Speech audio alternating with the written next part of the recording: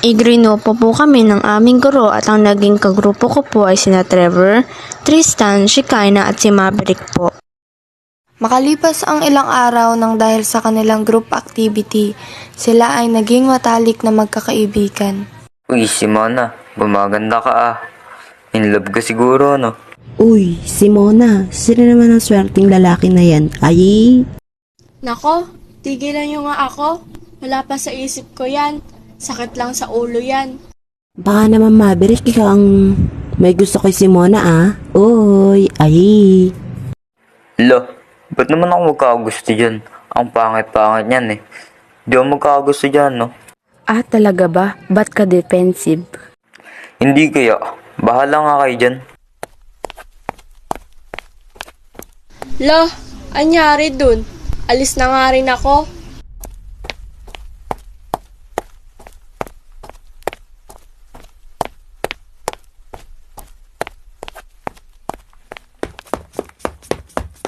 Hoy, Simona. Sorry, galit ka ba? Ha? Ba't naman ako magagalit? Sorry, dahil dun sa sinabi kong pangit-pangit mo. Joke lang naman yun eh. Ha? Wala yun, no? Sure ka ha? Oo nga. Sige na nga, libre kitang pagkain mamayang lunch. We, sige. Tawagin ko sila Tristan. Sabihin ko manlilibre ka. Hoy, wag! Ikaw na nga ililibre, magsasama ka pa ng iba. Joke lang. Tara na sa room. Tapos po ng aming klase, pumunta po kami sa isang malapit na karinderya mamshi. Ang sarap naman ng pagkain dito. Siyempre, ako pumili ng kakainan natin na to eh. Sige, ikaw naman ililibre ko dito sa susunod. Ha. Sige ba? Hatid na kita sa inyo, Simona. Ha? Wag na. Okay lang. Kaya ko naman umuwi mag-isa eh. Hatid na nga kita. Sayang naman yung motor ko pag di ka gamitin. Hay, sige na nga. Mapilit ka eh.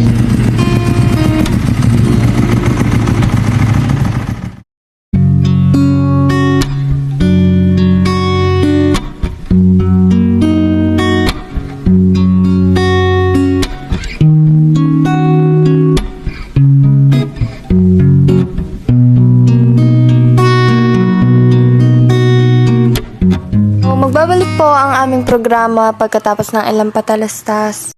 Downy Iwas Lagkit. Yeah, inis ka na ba sa lagkit? Sa lagkit ng iyong damit, sobrang pawis naninigit. Di na ba matiis ang lagkit? Use Downy. Enjoy cottony fresh clothes with Iwas Lagkit technology. Downy na, Downy Iwas Lagkit. Downy Iwas Lagkit. Downy fresh kahit pawis. Downy. Go na go, ang Downy. Tsaka na ang conditioner. Pwede na tong shampoo. Ay, tsaka ng hair. Tsaka na tong conditioner. Ang tsaka pa rin. Bakit dry at matigas? Hindi pwedeng tsaka na ang conditioner. Shampoo lang? Kulang! Dahil your hair loses up to 50% of its nourishment. Mag-Cream Silk araw-araw with Tri-Oleo Complex for deep nourishment. For hair na straighter, smoother, stronger, at may gandang sigla. Tama na ang tsaka na. Mag-Cream Silk araw-araw. Ang buhay ay masaya pag ang hugasin ay easy, lalo na sa masebong kaldero at kawali. Kaya mag-Smart Dishwashing Paste, pang heavy-duty hugasin. Ang galing. Smart! Yan ang Smart Dishwashing. May double tanggaling formula, tanggal galingan sebo at bakterya. Kaya ang Smart #1 Dishwashing Paste. Ang galing. Smart! Yan ang Smart Dishwashing. Smart Dishwashing Paste, manufactured by ACS Manufacturing, ISO certified, world-class quality. Barangay LS 97.1. 97.1. Number 1. Forever. Nagbabalik ang kwentong pag-ibig. Nagtuloy-tuloy nga ang pagkilala sa isa't isa ng ating letter sender na si Simona at si Maverick. Minsan, pinapadalhan ni Maverick si Simona ng pagkain. Isang araw, pumunta ulit sila sa paborito nilang kainang karinderya. Simona, may sasabihin ako sa'yo. Ano yun? Gusto kita, Simona. Ahahaha. Huwag ka nga magbiro dyan. Seryoso ako, Simona. We, hahaha. Di ako naniniwala. Baka prank lang to ng Maverick. Gusto kita. At seryoso ako, Simona. Pwede ba kitang ligawan? Kahit nararamdaman ko po na sincere siya sa kanyang sinabi, ay hirap pa rin po akong paniwalaan ito, Mamshi. Hindi ko po alam kung bakit hindi ko po ito mapaniwalaan, Mamshi. O ayaw ko lang po ba talaga itong paniwalaan dahil ayaw ko pong masira ang aming pagkakaibigan. Dahil nga po sa pangungulit ni Maverick sa akin na manligaw, ay hinayaan ko na po siyang manligaw. Sapagkat alam ko rin po sa sarili ko na may pagtingin din po ako sa kanya, Mamshi. Palagi po akong nakakatanggap ng pagkain, regalo, matatamis na salita, papuri, at kung ano-ano pa po galing kay Maverick. Makalipas po ang ilang buwan na pangliligaw ni Maverick sa akin, ay balak ko na po siyang sagutin. Dahil siya po ay mabait, magalang, matyaga at may respeto. Hindi lang po sa akin, pati na rin po sa ibang tao. Uy, Simona, napapansin ko nitong mga nakarang araw, nagiging close na kayo ni Maverick ha. Kayo na ba? Sinagot mo na ba siya, Bex? Bala ko na nga siyang sagutin eh. Kaso hindi ko alam kung paano. Hays. Ay, alam ko na. Alis na pala ako, Bex. Bye. Pagkaalis po ni Tristan, mga ilang minuto lang po may natanggap po akong sulat na sinasabing pumunta raw po ako sa paboritong kalendere namin ni Maverick.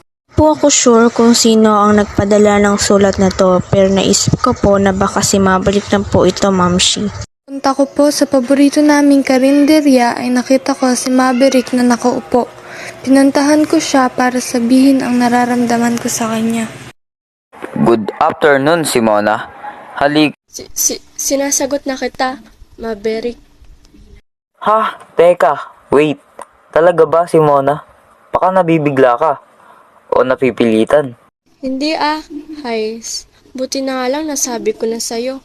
Hindi ko nga alam kung saan ako kumuha ng lakas ng loob para masabi sa'yo yung nararamdaman ko eh. Hahaha. Buti na lang talaga, nag-aya ka kumain dito. Hahaha. Akala ko ikaw nag-aya na kumain tayo dito. Nagpadala ka pa nga ng sulat eh. Pero okay lang. Magpapasalamat talaga ako sa nag-setup nito. Dahil sa kanya, naging girlfriend na kita. Thank you dahil sinagot mo na ako, Simona. Yay! Kayo na. Ang bagal niyo kasi kumilos kaya kami na gumawa ng paraan. Oo nga, ang bagal nyo. Baka kung hindi pa kayo namin isinetap, baka naliligaw ka pa rin, Maverick. Ang ating letter sender na si Simona at ang kanyang nobyo na si Maverick ay nagtagal ng ilang taon. May pagkakataon po na nag-aaway kami, Mamshi, pero hindi naman po ito humahantong sa paghihiwalayan namin. Ngayon po ay aming ika-5 anibersaryo ng mapagpasyahan ni Maverick na mag-propose. Happy 5th anniversary, love. Happy 5th anniversary din, love. Punta tayo, park. Kain tayo. Libre kita. Sige, tara na.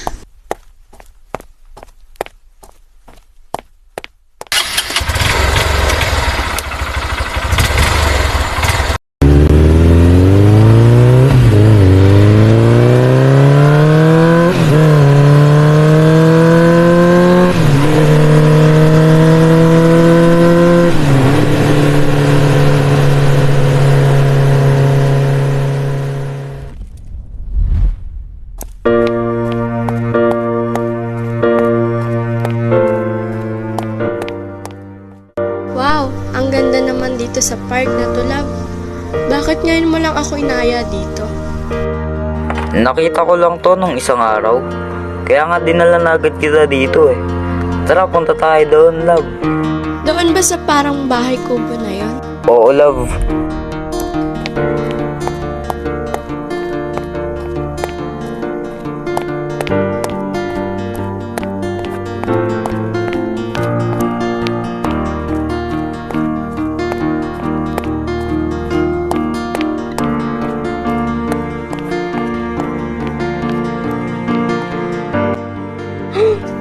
Will you marry me, Simona? Alam ko sa sarili ko na ikaw na ang para sa akin. Simona, nakikita ko ang hinaharap ko na kapiling ka.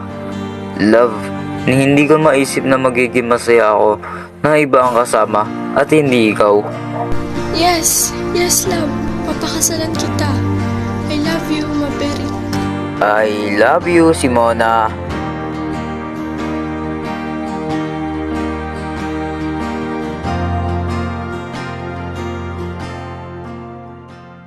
Sobrang saya po ng nararamdaman ko ni hindi nga po mawala sa isip ko iyon Mamshi. Ngunit ang sunod po na nangyari ay hindi ko inaasahan, Mamshi. Baka nga po totoo talaga ang sabi ng iba na kapag masaya ka ay may kapalit itong kalungkutan. So nagkayayaan po na mag-inuman sa bahay ni Maverick. Isinama niya po ako dahil gusto po namin mag-celebrate sa darating na kasal namin. Mahal na mahal kita, Oo na, ilang beses mo na yan sinasabi. Lasing na lasing ka na. Hindi pa ako lasing, no? Hay nako, lasing ka na, love. Sasabihin ko kay tita na pagpahingahin ka na at uuwi na ako. Hatid na kita, love. Di na ako lasing, promise. No, hindi ka pwede mag-drive kasi nakainom ka ng alak. Ihahatid na nga kita, love. Papaalam lang ako kay mama. Hay nako, wag na nga eh.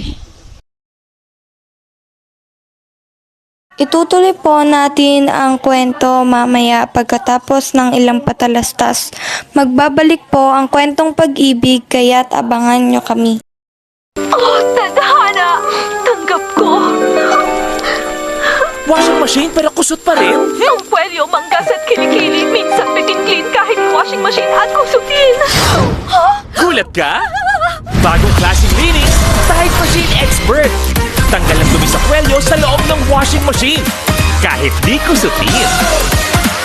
No bit and clean. Kahit yung washing machine, wow! Tide Perfect Clean! Sa Machine Expert. New Tide Perfect Clean Machine Expert. Tapang lang? Kulang yan. Sa ating bagong mundo, kailangan ng kapeng may tapang na di susuko. Kaya dito ka na sa bagong Nescafe Original. Dinagdagan ng kape ang previous recipe. Kaya kapeng-kape ang sarap at aroma.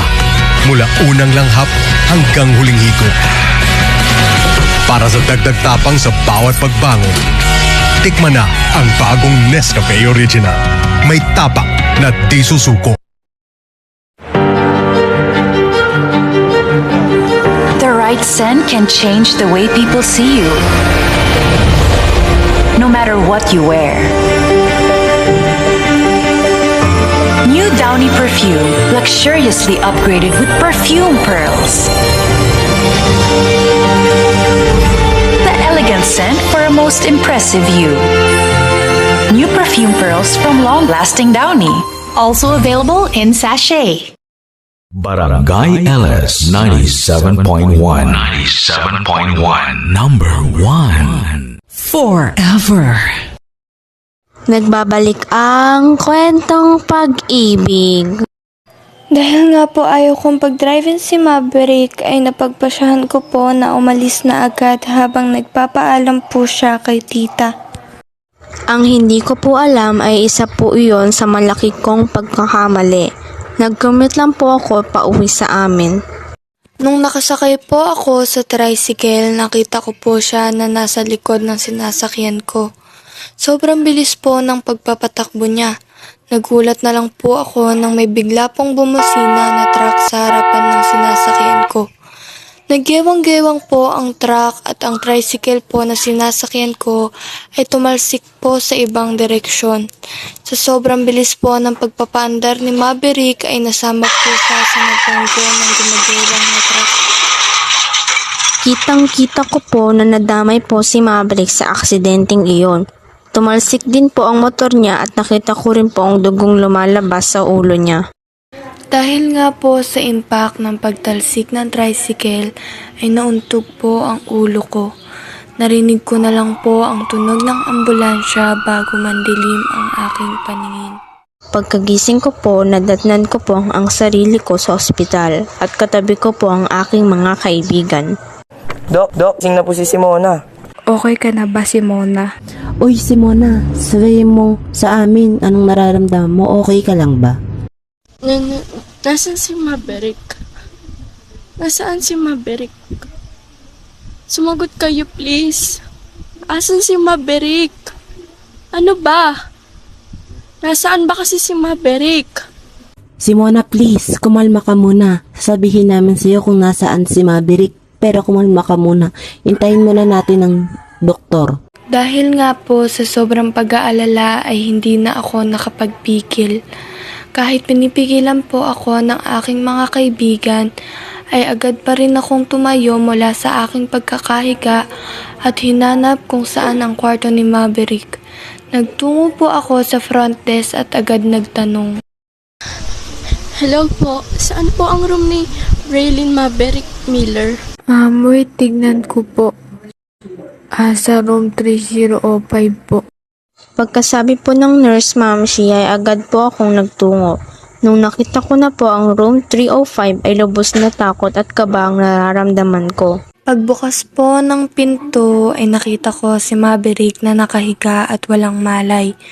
May kung ano-anong aparato po ang nakakabit sa katawan niya. Parang pinagbagsakan po ng langit at lupa ang pakiramdam ko. Di ko po namalayan na humahagulgol na ako sa pag-iyak at napaupo na lamang nang makita ang kalagayan niya. Habang umiiyak po pala ako mamshi ay hindi ko rin namalayan na nandun din pala sa kwartong iyon ang mga magulang ni Maverick. Agad nila akong niyakap at pinakalma. Simona, anak, kumalma ka. Aayos din ang lagay ni Maverick. Magpahinga ka muna at baka mapano ka. Dahil nga po sa sinabi ng mama ni Maverick sa akin, ay nagpahinga po ako at na-discharge. Sa paglipas ng mga araw ay patuloy pa rin po ang pag-iyak ko. Hindi ko pa rin po matanggap na kasalanan ko ang lahat. Habang nasa kalagitnaan po ako ng aking pag-iisip, ay bigla pong pumasok sa bahay namin si Tristan at may ibinalita sa akin. Simona, nanggaling ka na ba sa ospital? Alam mo na ba nagkamali na si Maverick? Ha? Talaga ba? Kamusta siya? Ano na ba ang lagay niya? Ayos na ba siya? Hindi ko alam, Simona. Hindi pa kasi ako nanggagaling doon. Halika't sabay na tayong pumunta. Pinaghalong kaba, takot at pag-aalala ang nararamdaman ko. Pero mas nagnibabaw po mamshi ang kasiyahan.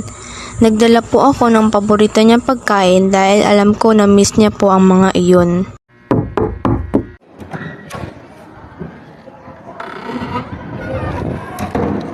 Pagbukas ko po ng pinto, nasilayan ko po ang isang masiglang Maverick. Sa sobrang tuwa ko po ay di ko po napigilan ang sarili na yakapin siya. Anong nararamdaman mo? Okay ka lang ba? Maayos ba ang pakiramdam mo? Teka lang, miss. Nagkamali ka ata ng pinasukang kwarto. Pinaghalong gulat, sakit at pagtataka ang aking nararamdaman, mamshi. Ha, anak? Hindi mo ba siya kilala? Siyang fiancé mo, nak. Ma, ano bang sinasabi nyo? Naguguluhan na ako. Halo-halong emosyon po ang naramdaman ko ng panahon na iyon, Mamshi. Hindi ko po alam kung bakit hindi niya ako makilala. Na ako ang fiancé niya. Pero sobrang takot at gulat po ang naramdaman ko nang bigla siyang humawak sa kanyang ulo na para bang sumasakit ito. Yung ulo ko. Ma, ang sakit-sakit ng ulo ko. Dok, nurse, tulong. Sumasakit ang ulo ng anak ko. Excuse me po, ma'am. Titingnan ko po ang lagay ng anak niyo. Maaari na po ba kayong tumabi sa isang sulok? Habang chine-check up po si Maverick ay nakatulog po siya dahil sa pinainom na gamot ng doktor. Pagkatapos po painumin at makatulog ni Maverick ay pinuntahan kami ng doktor at kinausap. Who is the parent of the patient? Can we talk outside, please?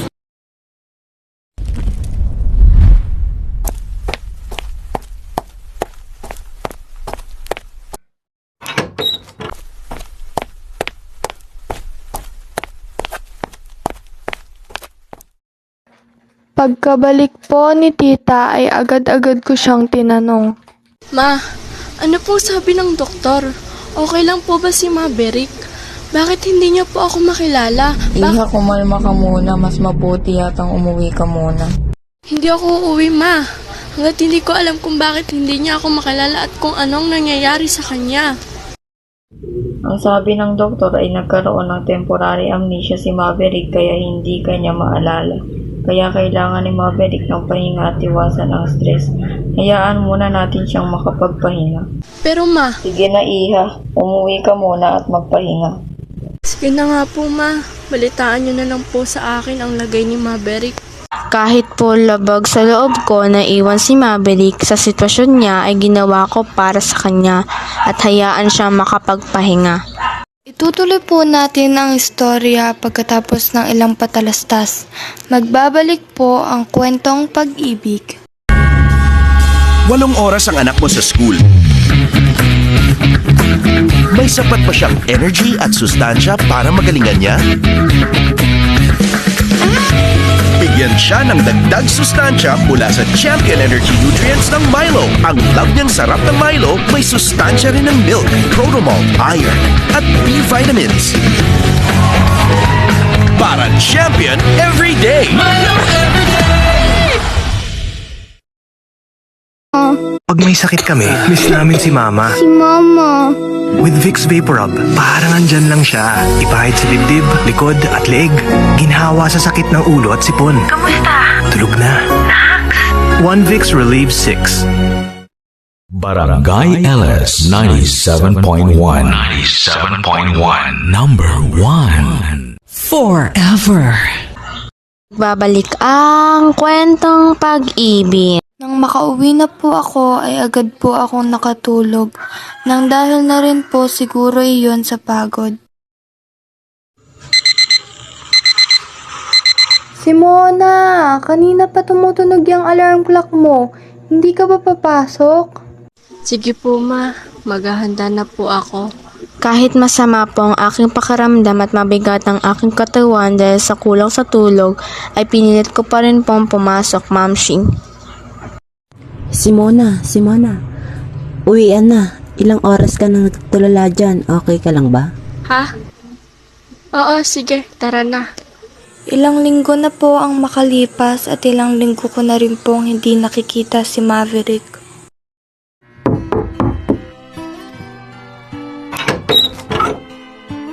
Ha?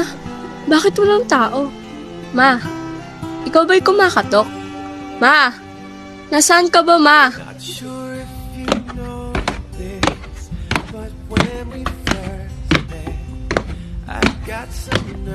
Lumapit po ako sa may pintuan dahil sa may kumatok pero walang tao. Kaya napagpasyahan ko pong libutin hanggang sa nakarating po ako sa garden. Gabi na po ngayon sa labas nang bigla na lang po itong lumiwanag dahil sa ilaw at mas nagulat po ako na ang kalangitan ay may fireworks sa pumuputok na may nakasulat na "Will you marry me again?"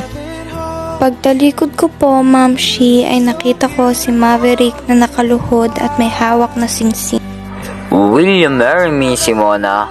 Alam ko pangalawang beses na to, pero sa pagkakataong ito, ay hindi ko nahahayaan na may humadlang kahit pa ang kamatayan.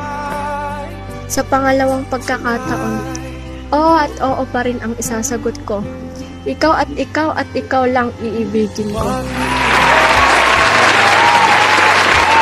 Sa pagkakataong pong ito ay natuloy po ang aming kasal at nagkaroon kami ng 2 magandang anghel at kami po ay naging maligaya buong pamilya. So dito po nagtatapos ang buhay pag-ibig ng ating letter sender na si Simona. Ang istoryang ito ay nagpapatunay na ang tunay na pag-ibig ay hindi mahahadlangan kahit pa kamatayan. Sana po ay abangan niyo po ulit ang aming programa sa parehas na oras at estasyon. Ito po ang inyong lingkod, DJ Nicole. Ako naman po si DJ Maris na nag-iiwan ng katagaan na kapag mahal mo, walang makakahadlang sa inyo kahit kamatayan. Maraming salamat po sa pakikinig. Pero bago magtapos ang kwentong ito, ang programang ito ay hatid sa atin ng Smart Dishwashing Paste. Matalino daw, hindi naman. At Jollibee, bida ang iyakin. At Joy Dishwashing Liquid, masaya ba maghugas ng pinggan? Hindi!